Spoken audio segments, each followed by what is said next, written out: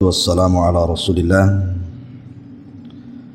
wa ala alihi wa sahbihi wa mawalah wa la hawla wa la quwata illa billahi wa ba'du.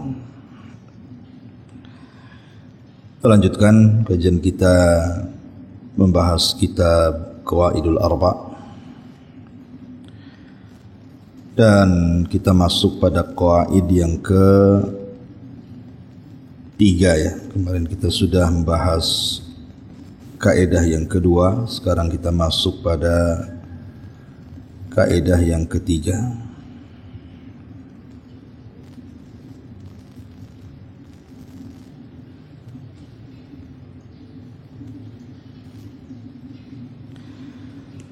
Qala al-muallif rahimahullahu ta'ala, berkata pengarang Syekh Muhammad ibn Abdul Wahhab rahimahullahu ta'ala,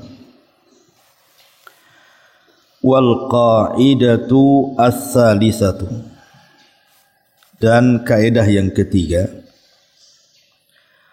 anna nabiyya sallallahu alaihi wasallam zahara ala unasin mutafarriqina fi ibadatihim,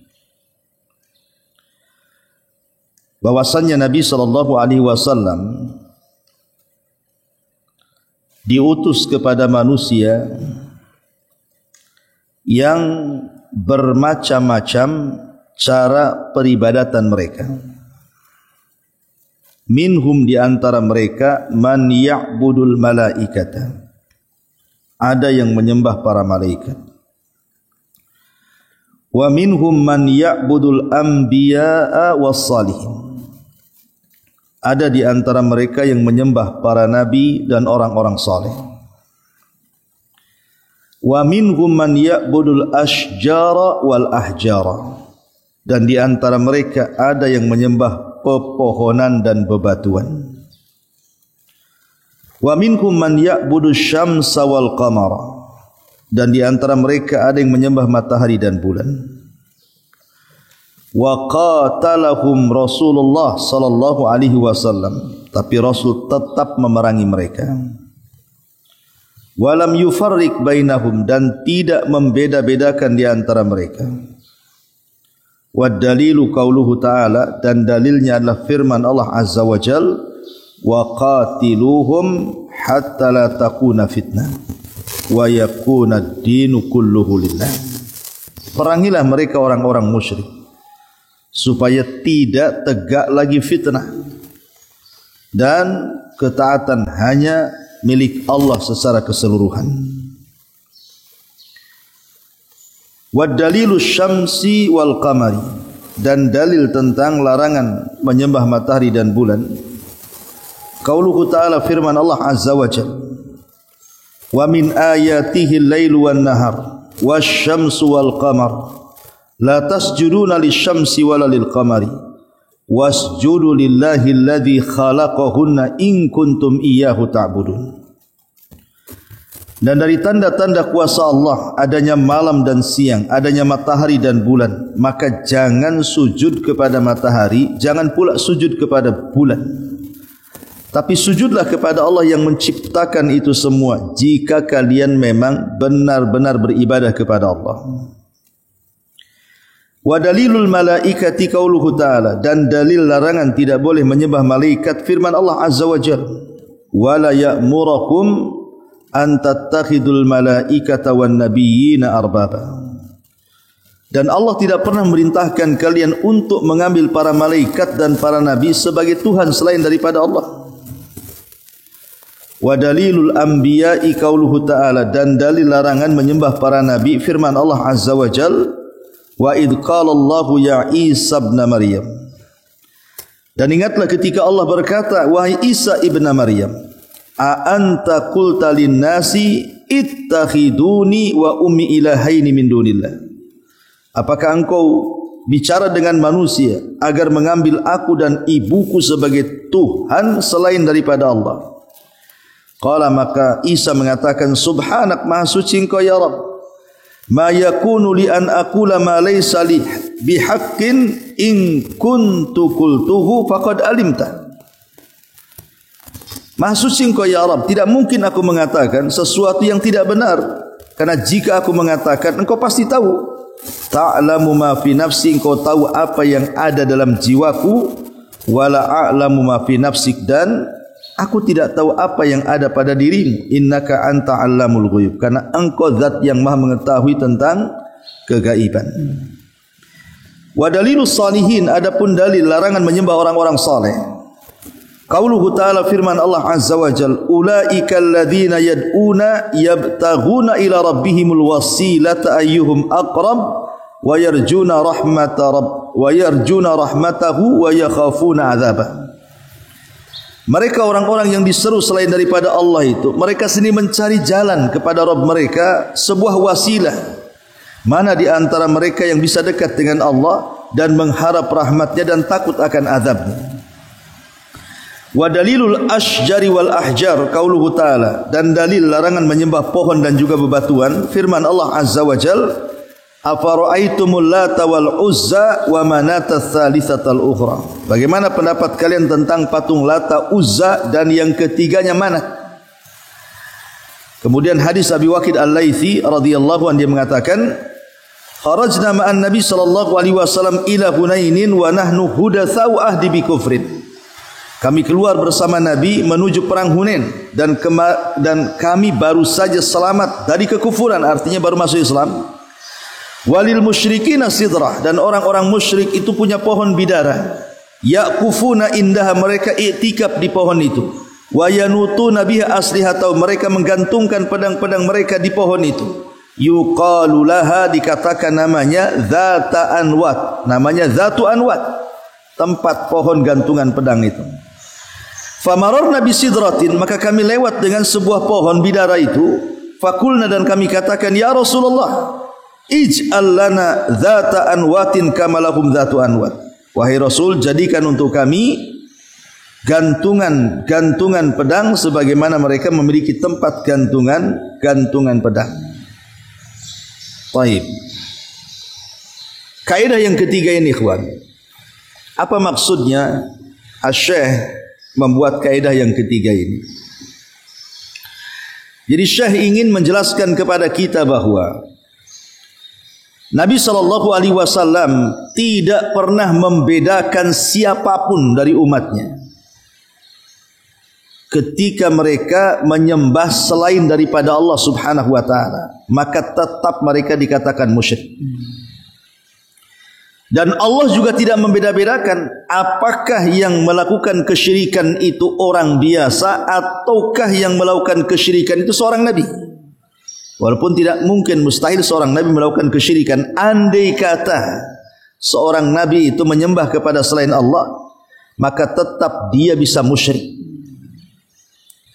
Makanya ketika Allah Subhanahu wa taala bicara kepada Isa, wahai Isa ibna Maryam, apakah engkau menyuruh manusia untuk menjadikan aku dan ibuku kedua Tuhan selain daripada Allah? Allah mengancam Isa, engkau ngomong ya sama manusia bahwa agar manusia menyembah aku dan ibuku. Seandainya itu yang dilakukan, tentu Allah Subhanahu wa taala akan murka kepada Isa. Tapi Isa tidak pernah mengucapkan kalimat itu, karena Isa itu dikultuskan, bukan dia yang meminta. Tapi orang-orang Nasrani yang mengkultuskan Isa sehingga menuhankan Isa ibnu Maryam dengan mengatakan dia Tuhan, dia anak Tuhan, dia satu di antara tiga Tuhan, dan begitu seterusnya. Tapi lihat, seorang nabi saja disalahkan oleh Allah kalau melakukan kesyirikan. La in asyrakta la yahbatanna amaluka wa la takunanna minal khasirin. Kalau engkau wahai Muhammad melakukan kesyirikan, habislah amalmu dan engkau termasuk orang-orang yang rugi. Jadi kaidah yang ketiga ini, siapapun yang menyembah selain daripada Allah, maka mereka tetap dikatakan menyekutukan Allah. Apakah yang disembah itu para nabi, tetap anda musyrik. Apakah yang disembah itu batu, tetap anda musyrik. Apakah yang disembah itu kuburan orang-orang soleh, tetap anda musyrik. Apakah yang disembah itu matahari dan bulan, tetap anda musyrik. Jadi enggak bisa dibeda-bedakan apakah ini kuburan orang soleh, apakah ini kuburan orang jahat. Kalau kita sembah, maka dua-duanya dikatakan musyrik. Karena Nabi sallallahu alaihi wasallam diutus kepada umat yang berbagai macam ragam peribadatan mereka. Ada yang menyembah malaikat, ada yang menyembah nabi, ada yang menyembah orang soleh, ada yang menyembah batu, pohon. Nabi tidak membeda-bedakan sama sekali. Pokoknya kalau seandainya mereka menyembah selain daripada Allah Subhanahu wa taala, mereka musyrik dan wajib diperangi. Karena ada sebagian orang di zaman sekarang yang datang ke kuburan para wali. Mereka tidak menganggap kalau datang ke kuburan para wali kemudian meminta-minta di kuburan itu bukan sebuah kesyirikan. Beda kalau seandainya datang ke pohon, kemudian datang ke batu, kemudian meminta sesuatu, itu baru dikatakan syirik katanya. Nah, kalau datang ke kuburan orang-orang soleh meminta sesuatu kepada orang-orang soleh yang sudah mati, itu bukan syirik. Ya, karena kami hanya menjadikan wasilah meminta kepada Allah lewat mereka. Lah Syekh mengatakan Rasulullah tidak membeda-bedakan. Mau yang anda sembah orang baik, maka anda telah menyembah selain daripada Allah. Mau anda sembah orang yang tidak baik, tetap saja anda telah menyembah kepada selain Allah. Baik yang anda sembah itu batu, maka anda telah menyembah kepada selain Allah. Baik yang anda sembah itu malaikat sekalipun, maka anda telah menyembah selain pada Allah. Lalu apa bedanya? Rasul tidak membeda-bedakan mereka, tetap Rasul perangi. Makanya di sini harus diluruskan bahwa sama saja yang disembah itu, intinya bahwa selain daripada Allah kalau disembah itu disebut tagut. Ya. Dan kita katakan Allah berfirman, "Wa man yakfur bit-taghut wa yu'min billahi faqad istamsaka bil urwatil wuthqa la infisama laha." Maka barang siapa yang kufur dengan taghut dan beriman arti mentauhidkan Allah, maka dia telah berpegang dengan tali yang sangat kokoh. Jadi Syekh ingin membantah mereka.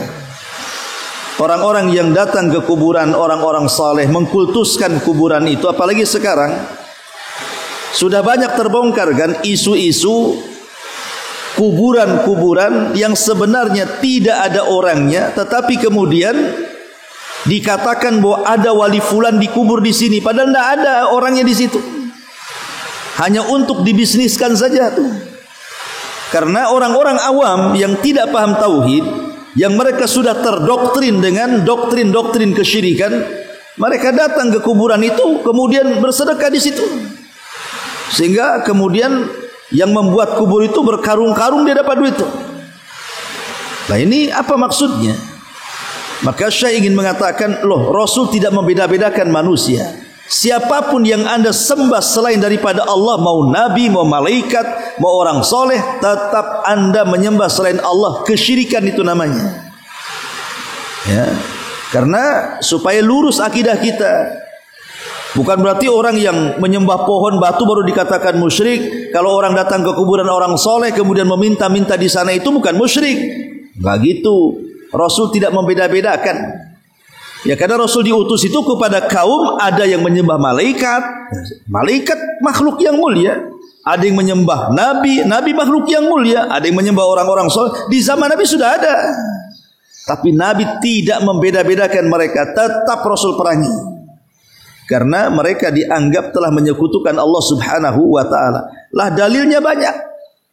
Ya. Tentang bagaimana orang yang menyembah Nabi itu pun tetap dilarang karena itu kesyirikan. Seperti Allah menegur Isa bin Maryam, ya. Ataupun umpamanya menyembah para malaikat dan juga menyembah para nabi, itu pun ditegur oleh Allah dalam surah Ali Imran ayat 80 itu. Ataupun menyembah bebatuan dan pepohonan seperti Lata, Uzza, Manat, itu kan ada yang mengatakan itu sesembahan berupa batu, ada yang mengatakan sesembahan berupa pohon seperti Manat, ada yang mengatakan batu, ada yang mengatakan pohon. Ya. Jadi apapun yang disembah selain daripada Allah Subhanahu wa taala maka tetap terlarang. Karena itu kesyirikan dan Rasul tidak membeda-bedakan sama sekali. Ya. Ma'asyiral muslimin yang dimuliakan Allah Subhanahu wa taala. Bahkan dalam surah Al-Isra 57 tadi disebutkan kalau seandainya ada seseorang datang ke kuburan orang-orang saleh, kuburan wali lah istilah kita di sini. Lah wali yang ada di kuburan itu, mereka sedang sibuk. Sibuk apa? Mereka sedang sibuk macam mana caranya mereka dekat dengan Allah. Mereka sudah sibuk, kita sibukkan pula dari atas kuburan. Macam mana kemudian mereka yang sedang sibuk mereka sendiri ingin dekat dengan Allah, kita sibukkan pula mereka dengan ini. Makanya kemudian Allah Subhanahu wa taala menyinggung mereka, ulaikal ladzina yad'una yabtaguna ila rabbihimul wasilah annahum ayyuhum aqrabu wa yarjuna rahmatahu wa yakhafuna 'adzabah. Siapa di antara mereka yang bisa dekat dengan Allah dan juga mendapatkan rahmat dan takut akan azabnya. Kemudian Syekh mengakhiri kaidah yang ketiga dengan menyebutkan hadis Nabi sallallahu alaihi wasallam dari hadis Abi Waqid Al-Laitsi. Jadi ada cerita begini. Ketika Nabi sallallahu alaihi wasallam setelah Fathu Mekah, maka Nabi sallallahu alaihi wasallam melakukan peperangan melawan orang-orang musyrik di Hunain. Ketika terjadi Fathu Mekah itu kan banyak orang masuk Islam. Jadi yang baru-baru masuk Islam ini akidahnya kurang kokoh mereka, tapi ingin terlibat perang.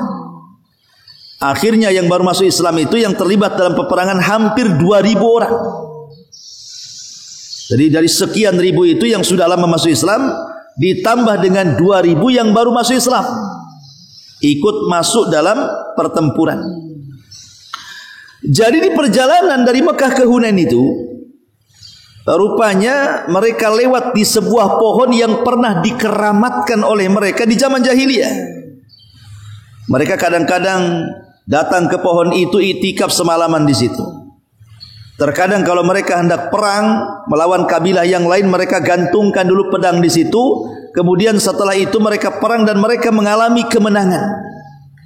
Jadi karena mereka selalu mengalami kemenangan, kemudian mereka menyandarkan bahwa kemenangan itu karena berkahnya pohon bidara yang dilewati para sahabat itu, mereka terhenti sesaat di pohon itu. Kemudian mereka mengatakan, Rasul, ij'al lana dzata anwat kama lahum dzatu anwat. Rasul, bisa enggak kau buatkan kami pohon macam itu, katanya. Itu pohon dulu waktu di zaman jahiliyah kami ambil berkah. Kau buat juga lah pohon macam itu supaya kami ini bisa mengambil berkah dan supaya peperangan itu selalu dimenangkan dengan berkahnya pohon itu, katanya. Jadi menasabkan berkah bukan kepada Allah tapi kepada pohon. Maka Nabi SAW marahlah. Nabi itu diutus untuk mentauhidkan Allah, ini pula kemudian mau kembali kepada kesyirikan. Maka Rasulullah SAW mengatakan kepada para sahabat yang baru masuk Islam yang berjumlah 2.000 orang itu, maka Rasul mengatakan, qultum kama qalat banu Israil li Musa. Ucapan kalian itu persis seperti ucapan Bani Israel kepada Nabi Musa.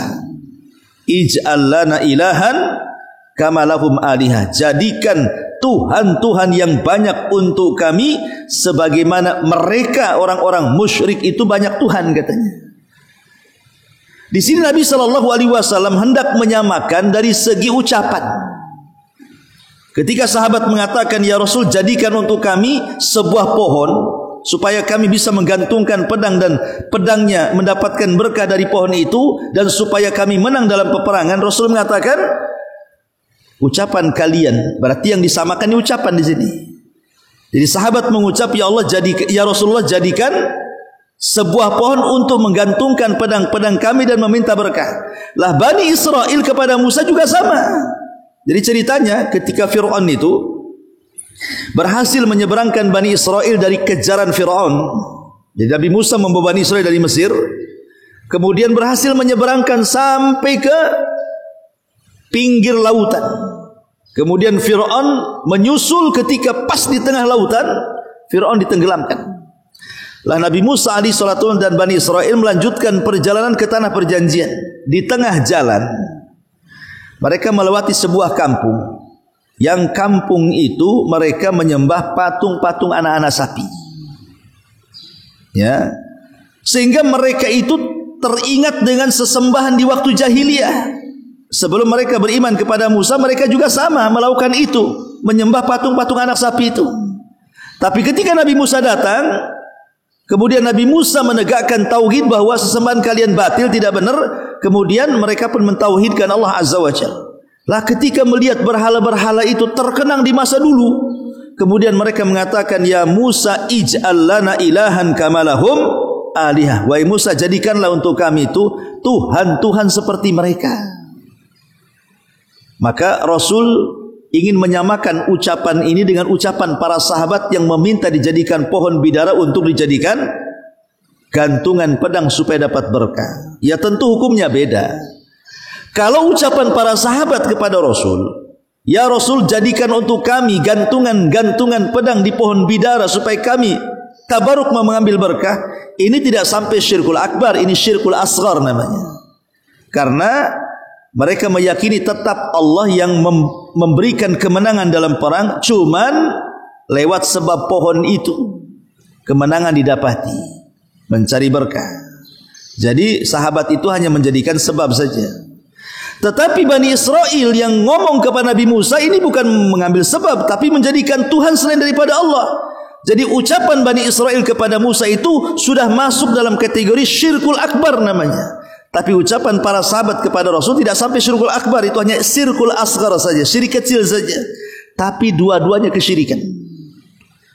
Dua-duanya kesyirikan, baik ucapan sahabat yang meminta dibuatkan gantungan pedang, ataupun ucapan orang-orang Bani Israel kepada Musa yang meminta untuk dijadikan Tuhan selain daripada Allah. Dua-duanya di atas kesyirikan, cuman bedanya yang satu jatuh kepada syirkul asghar dan mereka sahabat Rasul, yang satunya jatuh kepada syirkul akbar dan mereka adalah sahabat-sahabat Nabi Musa alaihi salatu wassalam. Ya. Lihat bagaimana Nabi SAW marah kepada para sahabat ketika kemudian meminta gantungan pedang dari pohon bidara yang akan dianggap keramat itu. Rasul tolak permintaan mereka dan disamakan ucapan mereka dengan ucapan Bani Israel kepada Nabi Musa. Artinya Rasul tidak mengingkari. Rasul mengingkari apa yang dilakukan para sahabat, dan Rasul juga mengingkari apa yang dilakukan oleh Bani Israel kepada Nabi Musa. Nah, dari sini kita tahu bahwa Syekh ingin mengatakan kepada kita bahwa Rasul tidak membeda-bedakan siapapun.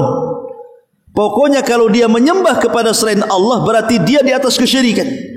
Apakah yang disembah itu nabi ataupun malaikat, ataukah yang disembah itu orang jahat ataupun pepohonan, sama saja Anda menyembah selain daripada Allah. Berarti siapa yang menyembah kepada selain Allah, maka Anda di atas kesyirikan karena menyembah kepada selain Allah Subhanahu wa taala. Rasul tetap memerangi mereka. Jadi kaidah yang ketiga supaya diluruskan, yang meluruskan akidah yang salah di masyarakat. Kalau datang ke kuburan para wali bukan syirik katanya kan.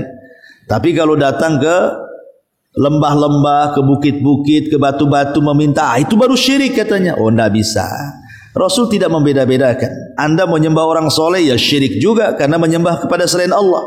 Anda menyembah batu, ya syirik juga karena menyembah kepada selain Allah. Makanya beliau mengatakan, Anna Nabiya sallallahu alaihi wasallam zahara ala unasin mutafarriqina fi ibadatihim.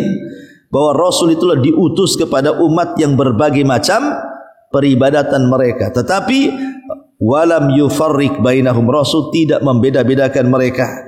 Bahkan Rasul tetap memerangi mereka atas firman Allah Azza wa Jal, wa qatiluhum hatta la takuna fitnah wa yakuna ad-dinu kulluhu lillah.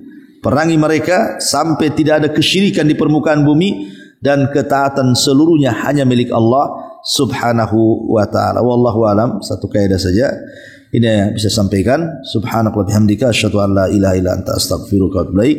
Allahu ta'ala alam. Assalamualaikum warahmatullahi wabarakatuh.